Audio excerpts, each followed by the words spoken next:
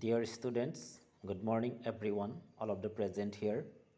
Today we are going to learn about past continuous tense.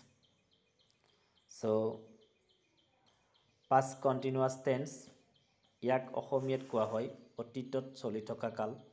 আজি ছাত্ৰ ছাত্ৰী সকললৈ past continuous tense লৈ আহিছো। প্ৰথমে তোমালোকে ফৰ্মেশন চাব লাগিব। ফৰ্মেশন সাবজেক্ট সাবজেক্টক অসমীয়াত কোৱা হয় কৰ্তা যিয়ে কামটো কৰে। সো ইয়াত বি ভাৰ্ব লাগিব। পাষ্ট ফৰ্মত দুটা বি ভাৰ্ব আছে, was, were, main verb with ING, object object মানে হৈছে কৰ্ম, কৰ্মৰ বিষয়ে সিদিনাখন কৈছিলোঁ, আৰু এক্সটেনশন লাগিব। Example, I was reading a novel then, তেতিয়া মই এখন উপন্যাস পঢ়ি আছিলোঁ, মানে তেতিয়া কামটো কৰি আছিলোঁ, যিটো কাম অতীতত কৰি থকা বুজায়। They were playing football in the field at that time, সেই সময়ত তেওঁলোকে খেলপথাৰত ফুটবল খেলি আছিল, মানে ফুটবল খেলি থকা কামটো হৈ আছিল। ৰুলছ আছে, অতীতত কোনো এটা কাম চলি থকা অৱস্থাত যদি আন এটা কাম সম্পন্ন হৈছিল বুজোৱা হয়, তেতিয়াহ'লে প্ৰথম ক্ৰিয়াটোৰ পাষ্ট কণ্টিনিউৱাছ আৰু দ্বিতীয় ক্ৰিয়াটোৰ মানে ভাৰ্বটো চিম্পল পাষ্ট টেন্সত হয়। সাধাৰণতে ইয়াত কিছুমান সুযোগ বা এডভাৰ্ব অফ টাইম দেখিবলৈ পোৱা যায়, then, at the time, still, when, while আদি। পৰীক্ষাত কুৱেশ্যনবোৰ এনেধৰণৰ আহে। এইবাৰো মেট্ৰিকত এটা আহিছিলে, when he entered my room I wrote a letter, যেতিয়া তেওঁৰ কোঠাত মই ইণ্টাৰ্ড কৰিছিলোঁ, মানে প্ৰৱেশ কৰিছিলোঁ, প্ৰৱেশ কৰা কামটো আগত হৈ গ'ল, এইটো চিম্পল পাষ্টত দিয়া আছে, গতিকে I was writing a letter এইটো পাষ্ট কণ্টিনিউৱাছ হ'ব। ঠিক তেনেকৈ when he came in I was writing a letter, তেওঁ যেতিয়া আহিছিল মই চিঠি লিখি আছিলোঁ। ঠিক তেনেকৈ he across the road when a scooter hit him, তেওঁ যেতিয়া ৰাস্তাটো অতিক্ৰম কৰিছিল তেতিয়া এখন স্কুটাৰে খুন্দিয়াইছিল, মানে হিট কৰিছিল, আক্ৰমণ কৰিছিল। গতিকে হিটটো চিম্পল পাষ্টত দিয়াই আছে, হিটৰ তিনিটা ফৰ্ম একেই। He was ৱাকিং across the road, he was ৱাকিং across the road when a scooter hit হিম।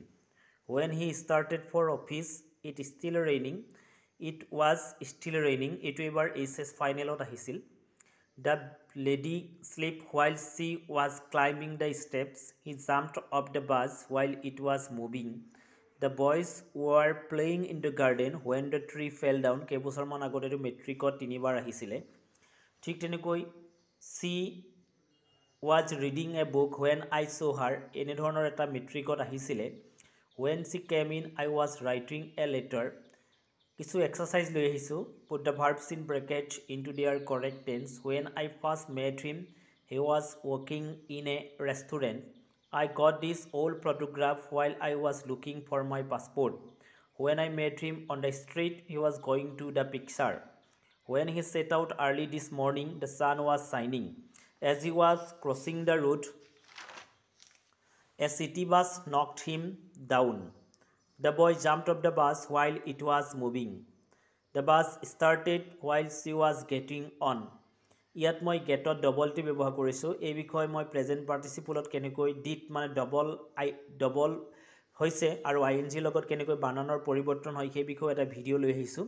যদি সেই বিষয়ে চাব বিচৰা মোৰ ডেছক্ৰিপশ্যনত লিংক আছে, তোমালোকে সেই বিষয়ে চাই ল'বা। ক'ত ক'ত প্ৰেজেণ্ট পাৰ্টিচিপল কৰিলে ভাৰ্বৰ বানানৰ কিছু পৰিৱৰ্তন হোৱা দেখা যায় সেই বিষয়ে মই ভিডিঅ' দিছোঁ। When the war broke out, we were living in Rangon. While I was drawing water from the well, Parvin was washing the school uniform. মানে দুইটাই পাষ্ট কণ্টিনিউৱাছত আছে। He was cheating in the garden when the snake bit him. ইয়াত চিটিঙত double T হৈছে, সেই বিষয়ে ভিডিঅ'ত আছে, তোমালোকে চাব পাৰিবা। আজি মই পাষ্ট কণ্টিনিউৱাছ টেন্সৰ ওপৰত এইখিনি আগবঢ়াইছোঁ। পুনৰ অহাকালিলৈ পাষ্ট পাৰফেক্ট টেন্স লৈ আহিম। ধন্যবাদ। Have a nice time.